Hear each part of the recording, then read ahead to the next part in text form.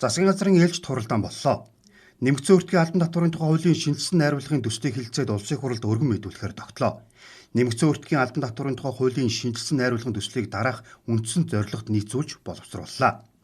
Үүнд эргэн өрхийн татварын ачааллыг бууруулж бодит орлогыг хамгаалах, нэмэгдсэн өртгийн албан татварын хөнгөлөлт чөлөөлөлтийг олон улсын чиг хандлага зарчимд нийцүүлэн оновчтой хүртээмжтэй болгох замаар иргэдийн төлсөн нэмэгдсэн өртгийн албан татварыг шатлсан хэлбэрээр 100 хүртэл хувиар буцаан олгох зохицуултыг хуулийн төсөлд тусгажээ. Бизнес идэвхжлийг дэмжиж аж ахуй нэгжүүдэд үйл ажиллагаагаа тэлэх боломжийг олгох, аж ахуй нэгжүүдийн мөнгөн хөрөнгийн хомсдол, эргэлтийн хөрөнгийн дарамтыг бууруулж, бүх нийтээрээ дэгш шударга төлж бизнес эрхлэхэд нэмэлт дарамт болдоггүй байх нөхцөлийг бүрдүүлсэн зохицуултыг хуулийн төсөлд тусгажээ. Мөнгө хөдөлмөр эрхлэлтийг дэмжих зорилтын хүрээнд ажилчдын хөгжил, хүний нөөцийн бодлогыг дэмжих, ажиллах орчин нөхцөлийг сайжруулахад татварын тодорхой дэмжлэг үзүүлнэ. Гадаадын хөрөнгө оруулагчдын татварын орчныг илүү таатай болгож, хөрөнгө оруулалтыг нэмэгдүүлэн татварын орчныг өрсөлдөхүйц болгоно.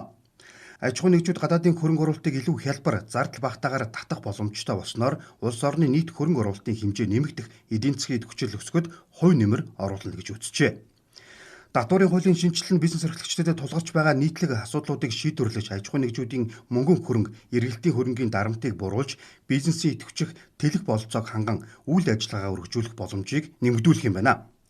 Цаашид хиймэл оюун ухаан их хөгжилд суурилсан системийг нэвтрүүлснээр татвар төлөгчид шаардлагатай мэдээллийг цаг аталгүй авч, татварын хууль тогтоомжийг дагаж мөрдөхтэй холбоотой асуудлыг урьдчилан шийдвэрлэж, Монгол улсад үйл ажиллагаа явуулдаг аж ахуй нэгжүүд хөрөнгө оруулагчдын үйл ажиллагаа, нийгмийн эдийн засагт эергээр нөлөө үзүүлнэ гэж үзлээ.